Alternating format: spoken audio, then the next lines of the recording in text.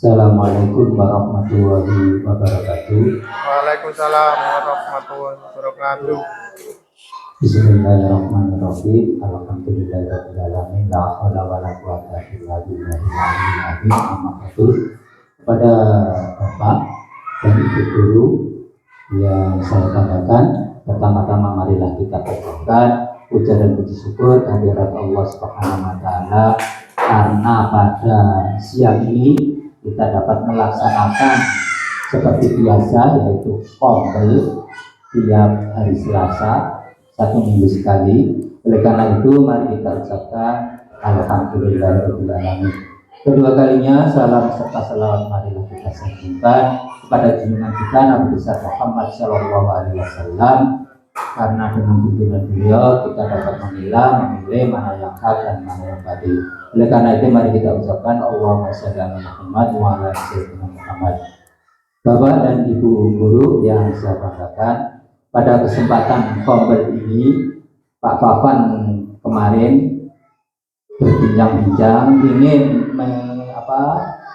membuat program, yaitu kerja gabungan antara guru PJOK dan guru kelas. Nah, oleh karena itu nanti paparannya itu nanti disampaikan Bapak Fafan selaku yang mempunyai program. Oleh karena itu supaya tidak lama-lama dalam pelaksanaannya, oleh karena itu ini saya serahkan kepada Ketua Kompel. Dari saya akhiri Dinas Siratal Mustaqim. Wassalamualaikum warahmatullahi wabarakatuh. Waalaikumsalam warahmatullahi wabarakatuh. Assalamualaikum warahmatullahi wabarakatuh. Waalaikumsalam warahmatullahi wabarakatuh. Yang saya hormati Bapak Kepala Sekolah selaku penanggung jawab Kompel dan Bapak Ibu Dewan Guru yang saya banggakan. Langsung saja setelah ini Bapak Faisal akan memaparkan merancang pembelajaran berbasis proyek materi pola hidup sehat. Jadi setelah pemaparan, Bapak Ibu semua boleh bertanya tentang hal-hal yang belum dipahami atau boleh memberikan masukan kepada Bapak Fafan. Terima kasih. Langsung saja saya berikan kepada Bapak Fafan.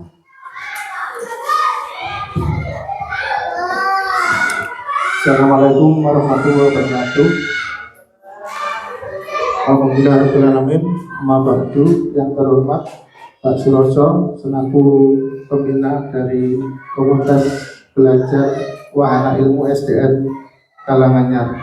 Yang terhormat Ibu Ketua Bunia dan Bapak Ibu Guru SD Negeri Kalanganyar. Untuk hari ini saya akan memaparkan program saya ini tentang merancang pembelajaran berbasis proyek materi pola hidup sehat. Ini itu program saya ini adalah program guru PJOK, itu kolaborasi dengan guru kelas. Nanti guru kelas yang saya ajak insya Allah di kelas 5 dan kelas 6. Nanti saya saya jelaskan kira-kira cocok nggak di kelas 5 atau kelas 6-nya. Seperti itu. Untuk yang pertama, di sini saya sudah membuat latar belakang dari program saya. Pola hidup sehat merupakan aspek penting dalam kehidupan sehari-hari yang berpengaruh langsung terhadap kesehatan fisik dan mental individu. Di era modern ini banyak anak-anak yang terpapar oleh kebiasaan tidak sehat seperti konsumsi makanan cepat saji, kurangnya aktivitas fisik, dan kurangnya pengetahuan tentang pentingnya menjaga kesehatan. Kemudian oleh karena itu pendidikan tentang pola hidup sehat perlu ditanamkan sejak dini, khususnya di lingkungan sekolah, agar siswa memahami dan mampu menerapkan kebiasaan sehat dalam kehidupan mereka. Contohnya saja kemarin sudah 3 Senin kemarin ada beberapa anak yang pingsan gara-gara tidak sarapan pagi ketika upacara bendera. Nah, itu termasuk salah satu fokus saya. Kenapa anak nggak mau melakukan sarapan pagi? Dan ada sebagian yang sarapan tapi makanya sarapannya menunya adalah mie instan. Nah itulah Kenapa saya membuat program supaya anak itu mengetahui cara hidup sehat. Selanjutnya, tujuan pembelajarannya yaitu yang pertama, siswa mampu mengidentifikasi pola hidup sehat yang baik. Yang kedua, siswa dapat menyusun rencana pola hidup sehat secara mandiri. Jadi anak-anak itu mulai dini harus tahu bagaimana menyusun pola hidup sehat itu. Dari mulai bangun tidur sampai anak itu tidur lagi. Jadi kegiatan sehari penuh itu minimal dia tahu bagaimana yang bagus. Kemudian yang ketiga, siswa termotivasi untuk menerapkan pola hidup sehat dalam kehidupan sehari-hari. Jadi anak-anak tidak terpaksa, tidak akan ada yang maksa, tapi dia sendiri yang punya keinginan untuk hidup sehat, menerapkan pola hidup sehat. Yang keempat, siswa dapat menyampaikan informasi tentang pola hidup sehat kepada orang lain. Nah, kalau dirinya sudah siap, pasti nanti ditularkan ke orang lain, minimal di keluarganya. Untuk yang nomor 5, mengembangkan keterampilan berpikir kritis, kreatif, dan kolaboratif peserta didik tentang pola hidup sehat. Itu adalah beberapa tujuan pembelajaran yang saya buat. Di sini kegiatan pembelajarannya yaitu yang pertama, orientasi pada masalah. Di sini guru memberikan masalah otentik, misalnya bagaimana cara melaksanakan pola hidup sehat, bagaimana cara menjaga organ-organ penting tubuh peserta didik. Kemudian yang ketiga, bagaimana cara pembuatan video dan poster tentang pola hidup sehat. Yang kedua, mengorganisasikan peserta didik untuk belajar. Peserta didik dibagi menjadi kelompok kecil untuk mencari informasi tentang materi pola hidup sehat. Itu materi pada pelajaran PJOK. Kemudian tata cara menjaga organ penting tubuh, itu insya Allah masuk ke materi IPAS. Yang ketiga, pembuatan video dan poster, itu insya Allah masuk di bahasa Indonesia. Cuma videonya nggak tahu, nanti kita bahas bersama. Kira-kira cocok masuk apa enggak? Ya, kalau poster insya Allah ada di bahasa Indonesia. Kemarin beberapa kelas sudah melaksanakan itu. Yang ketiga, membimbing penyelidikan individu dan kelompok. Guru membimbing peserta didik dalam pembelajaran merancang pelaksanaan pola hidup sehat, tata cara menjaga organ penting tubuh, dan membuat video poster edukasi tentang pola hidup sehat. Yang keempat, mengembangkan dan menyajikan hasil karya. Setiap kelompok mempresentasikan hasil proyek di depan kelompok lain. Jadi setelah kelompok ini sudah membuat proyek tadi, video, kemudian poster, kemudian pengetahuannya, setiap kelompok itu akan menyajikan, mempresentasikan kepada kelompok lain. Itu untuk yang proyek yang pertama. Yang kedua, tentang video, itu nanti bisa diupload di kanal YouTube-nya sekolahan, bukan pribadinya. Kemudian yang poster bisa kita membuat pameran sekolah seperti yang dulu pernah kita laksanakan. Yang terakhir, analisis dan evaluasi proses pemecahan masalah. Guru dan peserta didik melakukan refleksi bersama tentang proses pembelajaran dan hasil yang diperoleh. Ini nanti guru PJOK dan guru kelas bersama-sama membuat refleksi ini. Kira-kira pembelajaran ini bagaimana, kelemahan, kekurangannya gimana? Seperti itu. Untuk lanjutnya, di sini produk utama yang disajikan adalah yang pertama itu video edukasi singkat tentang pola hidup sehat. Di sini videonya berisi informasi menarik dan mudah dipahami. Video ini bisa menampilkan demonstrasi aktivitas fisik dan tips-tips sederhana untuk hidup sehat dalam satu hari penuh oleh peserta didik. Jadi video itu menampilkan dari anak mulai bangun, itu bagaimana jam berapa, kemudian nanti dilanjut olahraga pagi atau kegiatan apapun yang baik, kemudian baru sarapan sehat. Nah, sarapan sehat ini nanti anak-anak sebelum itu diberi materi makanan sehat yang baik itu bagaimana. Kemudian lanjut kegiatan harian mereka jadi video singkat aja, video singkat sampai dia siswa itu tidur. Jadi karena di pola hidup sehat itu tidur cukup, istirahat cukup itu nomor yang paling penting. Beberapa yang penting itu istirahat yang cukup itu, karena kemarin sudah saya jelaskan di kelas 4 itu istirahat yang cukup adalah 8 jam bagi anak-anak itu minimal. Nah, rata-rata anak sekarang kan kalau malam tidak mau tidur karena main HP. Nah, itu nanti insya Allah dengan video ini anak-anak akan terbiasa dan tahu bagaimana menerapkan pola hidup sehat. Kemudian yang poster itu infografis yang berisi informasi visual yang menarik tentang pentingnya gizi seimbang, olahraga teratur, dan istirahat yang cukup. Di sini saya punya contoh posternya. Mohon maaf.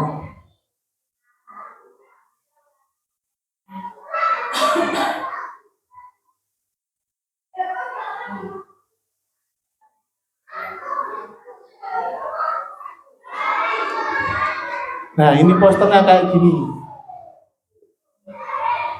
Kemudian lanjutnya ada contoh lain lah, seperti ini posternya. Jadi istirahat yang cukup, makan makanan yang bergizi, olahraga teratur, dan minum air putih yang banyak. Kemudian ini ada contoh lagi, nah seperti ini. Nah, nanti kita bahas kira-kira anak-anak ini menggambar apa dengan teknik yang lain, seperti itu ya. Ini sekarang saya lanjutkan berikutnya. Untuk publikasi produk di sini, publikasi produk presentasi di kelas tadi sudah saya jelaskan. Peserta didik mempresentasikan hasil karya mereka di depan kelas. Kemudian pameran sekolah, produk-produk terbaik dapat dipamerkan di sekolah untuk dilihat semua warga sekolah. Yang ketiga, media sosial sekolah, tadi yang video yang saya jelaskan tadi. Video edukasi dan poster infografis dapat diunggah ke media sosial sekolah untuk menjangkau audiens yang lebih luas. Jadi tidak di YouTube pribadinya anak-anak. Gunanya apa? Nanti biar sekolah kita juga bisa dilihat dari luar-luar, bisa melihat seperti itu. Selanjutnya ini karakteristik dan deskripsi. Yang pertama, siapa saja yang dilibatkan. Nah, di sini rencana saya itu yang dilibatkan itu adalah siswa kelas 5 dan kelas 6. Nanti kira-kira cocok di mananya, mohon masukan dari Bapak Ibu sekalian. Yang kedua, waktu pelaksanaan. Nah, di sini rencana saya itu 4 minggu di semester genap, karena semester ini sudah hampir selesai, jadi tidak memungkinkan untuk dilaksanakan untuk semester 1. Yang ketiga, mata pelajaran yang dilibatkan. Yang pertama, PJOK, itu tentang olahraga penunjang pola hidup sehat. Kemudian bahasa Indonesia, pembuatan poster dan video. Kemudian yang IPAS itu menjaga kesehatan organ penting tubuh. Yang keempat, pembelajaran berbasis proyek yang dirancang adalah yang pertama, intrakurikuler, itu pembelajaran seperti biasa. Kalau PJOK ya untuk kelas 6 di hari Selasa, kelas 5 di hari Senin kalau salah.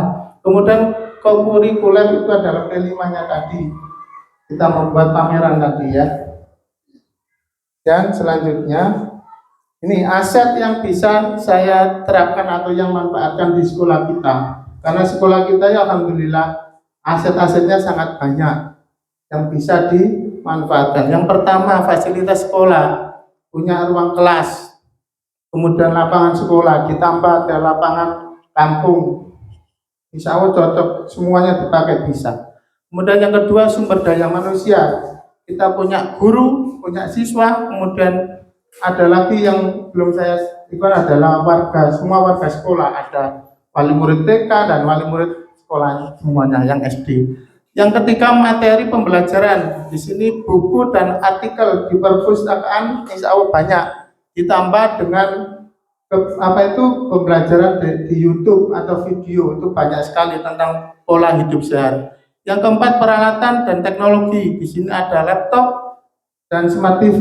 Di sekolah kita sudah mempunyai 4-5 TV, smart TV yang bisa kita apa itu pakai untuk pembuatan apa itu rencana ini ya. Kemudian koneksi internet di sekolah kita juga koneksi internetnya sudah lancar sekali. Kemudian yang kelima, alat dan bahan praktis, alat olahraga, insya Allah kalau masalah olahraga biasa-biasa insya Allah sudah punya. Tapi kalau olahraga yang besar-besar kita masih dalam proses untuk melengkapi itu. Bahan lainnya yaitu alat tulis. Nah ini alat tulis ini contohnya tadi untuk pembuatan poster. Situ nanti apakah kita itu gimana ya? Kita sediakan apa disediakan oleh sekolah apa mereka sendiri anak-anak sendiri yang menyediakan. Kemudian yang terakhir komunitas sekolah. Di sini ada orang tua siswa, kemudian komite sekolah.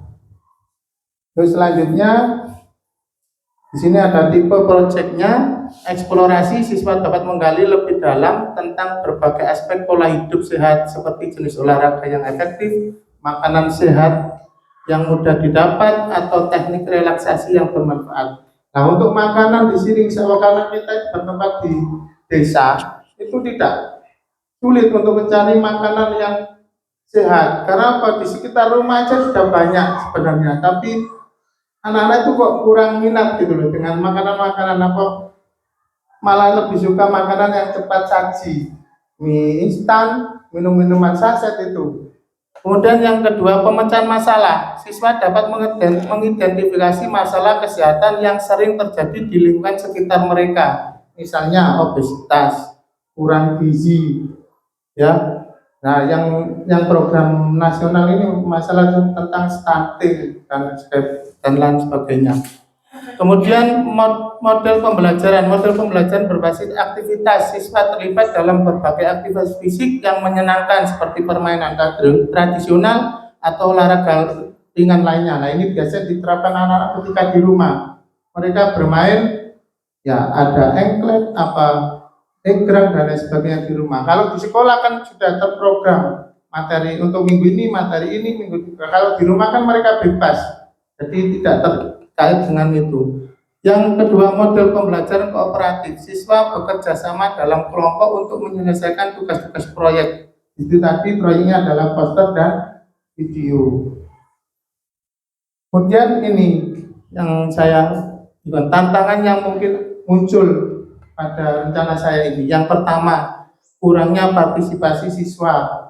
Di sini beberapa siswa mungkin merasa malu atau kurang percaya diri untuk berbicara di depan kelompok. Presentasi tadi masih banyak ada sebagian lah, bukan keseluruhan. Alhamdulillah sekolah kita ini sudah menerapkan program-program seperti ini.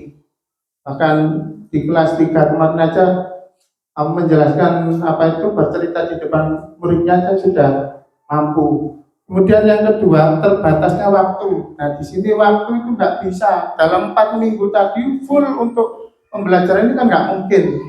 Jadi hanya sebagian terpotong-terpotong gitu.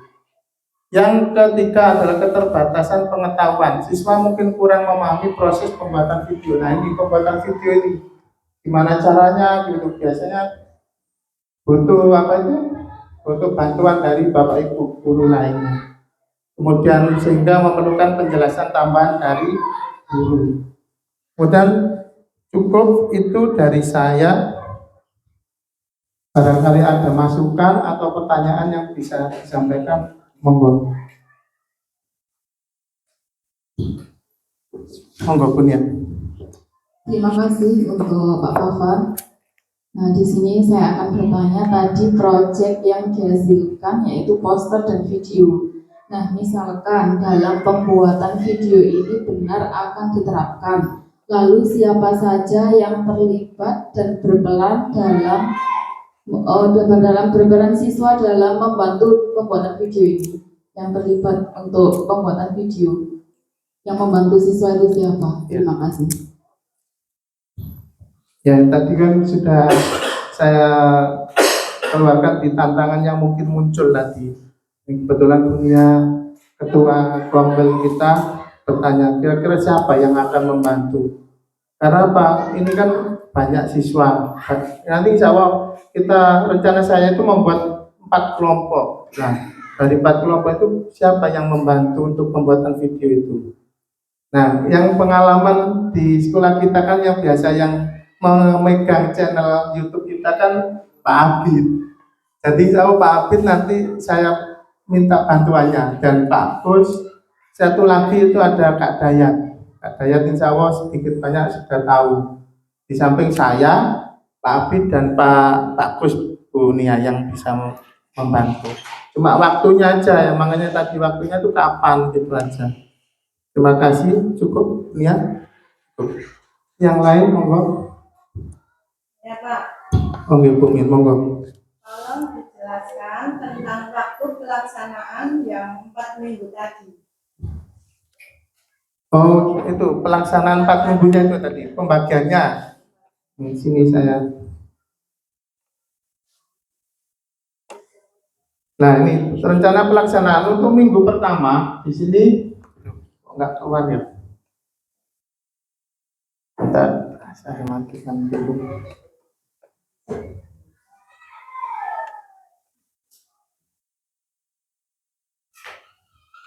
Nih, untuk rencana pelaksanaan minggu pertama itu persiapan perencanaan proyek dan pengumpulan proyek ini di sini minggu pertama itu fokus kita ya, yang pertama menyampaikan materi, kemudian apa saja ya pola hidup sehat itu apa, kemudian apa saja penunjangnya, semuanya di situ. Kemudian yang materi bab bahasa Indonesia sama IPAS juga disampaikan di situ. Makanya 1 minggu enggak bisa langsung fokus PJOK semua, nggak bisa. Nanti sekali di kelas itu juga penyampaian materi tentang apa itu IPAS dan bahasa Indonesia. Kemudian minggu kedua dan ketiga setelah anak-anak mendapat materi tadi, sudah mengumpulkan proyek, pembagian kelompoknya di situ semua. Minggu kedua dan ketiga baru merancang pembuatan video dan posternya.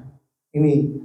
Nah, di sini ini butuh pembimbingan tadi dari Pak Abid, saya sendiri, Pak Gus, dan Kak Dayat.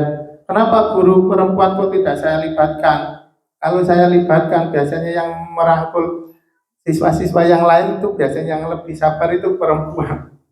Seperti itu. Kemudian yang minggu keempat baru ini pelaksanaan presentasi dan publikasi, dan yang terakhir adalah analisis produk tadi yang dikerjakan oleh peserta didik. Begitu Bu Min, saya sampaikan. Sudah jelas. Ada yang lain? Bagus, gimana Pak? Untuk isi videonya itu. Untuk isi videonya tadi sudah sedikit saya bahas. Isi videonya adalah kegiatan pelaksanaan pola hidup sehat selama 1 hari. Jadi mulai tadi bangun tidur, kemudian anak harus olahraga ringan, kemudian ke sekolah itu kan pasti olahraga lah. Nah itu semua di video sampai peserta didik tidur lagi. Nah, gimana program untuk pelaksananya, membuat videonya bagaimana, itu yang perlu kita bahas bersama. Kira-kira bagaimana gitu loh. Apakah anak-anak itu minta bantuan orang tuanya, apa gimana enaknya? Itu nanti saya butuh masukan lagi dari teman-teman yang lain. Itu bagus. Gimana bagus? Masuk ya? Ya, terima kasih. Sudah cukup? Ada lagi? Bu Nur, monggo Bu Nur. Pak Pawan tadi kan dalam pemaparannya ada pembahasan tentang biaya pembuatan. Kalau boleh saya usul, gimana untuk biaya pembuatan itu diambilkan dari uang paguyuban atau dari sekolah? Karena apa? Karena kalau dibebankan kepada siswa, tadinya siswa akan terbebani. Gimana? Nah ini gimana ini? Butuh itu persetujuan dari Pak Roso dan Bunia yang memegang pos dan yang bertanggung jawab. Gimana Pak Roso? Ini untuk masalah keuangan. Sementara ini keuangan kan sudah diarkaskan, kan tidak bisa. Nah, sehingga mungkin diambilkan dari uang yang lain, atau mandiri atau uang paguyuban. Sebab untuk sekolah kan sudah diarkaskan, tidak ada untuk biaya itu, kecuali tahun depan kita merencanakan itu. Sekarang kan tidak bisa. Tahun depan. Berarti solusinya adalah dari uang paguyuban Insya Allah setiap kelas ada ya untuk paguyuban itu. Masuk Nur? Cocok? Ya, alhamdulillah. Ada yang lain? Pak Bid, gimana Pak Bid? Untuk saya menanggapi yang dari Gubernur tadi untuk pembuatan video dan poster itu mungkin kendala kita ada di pendanaan. Ya. Untuk yang pembuatan video yang betul-betul bagus atau poster atau apapun itu yang betul-betul bagus, tentunya kita membutuhkan dana yang ya Lumayan. meskipun nggak banyak ya pasti ada dana. Tapi kalau menurut saya barangkali ada platform Canva itu kan ada untuk video juga bisa, untuk poster juga bisa. Kali nanti anak-anak atau dari kita sendiri membuat melalui Canva juga bisa. Kalau sekedar sekedar pembuatan video saja itu bisa. Oh gitu. Tinggal apa tuh videonya diambil mana gitu aja? Iya, masih bisa disikapi untuk masalah pendanaan tadi. Oh gitu. Ini ada masukan dari Pak Abid. Jadi untuk mengurangi atau tidak terlalu membebani keuangan, kita itu aja dicoba melalui Canva ya. Nah ini ada tugas baru ini untuk yang apa itu membantu anak-anak mengerjakan di Canva itu siapa Pak Abid kira-kira? Pak Abid lagi. Oh gitu ya. Berarti ada Taman Buni yang bisa dimasukkan tadi kan ada 4 orang tadi. Jadi posternya tidak membuat manual Pak Abid ya? Barangkali bisa dicoba untuk kampanye. Oh berarti nanti posternya tidak harus dicetak berarti cuma hasilnya bisa dicetak atau tidak gitu aja. Untuk pamerannya bisa dicetak gitu ya. Kalau yang dipublikasi YouTube bisa lewat itu aja. Oh gitu berarti sudah masuk itu cukup barangkali yang lain sudah cukup untuk pembahasan hari ini. Saya kira cukup, kurang lebihnya dari saya mohon maaf. Assalamualaikum warahmatullahi wabarakatuh. Saya kembalikan ke Ketua Pemben. Ya, terima kasih saya ucapkan kepada Bapak Bafan sudah memaparkan programnya dengan baik. Dan saya ucapkan terima kasih kepada Bapak Ibu Guru sudah berpartisipasi aktif dalam bertanya maupun memberikan masukan-masukan untuk program Pak Bafan ke depannya nanti. Dan harapan saya untuk pembeli ini semoga kita saling berkolaborasi dan kita dapat memecahkan berbagai permasalahan dengan baik. Nah itu saja saya akhiri. Wassalamualaikum warahmatullahi wabarakatuh. Waalaikumsalam warahmatullahi wabarakatuh.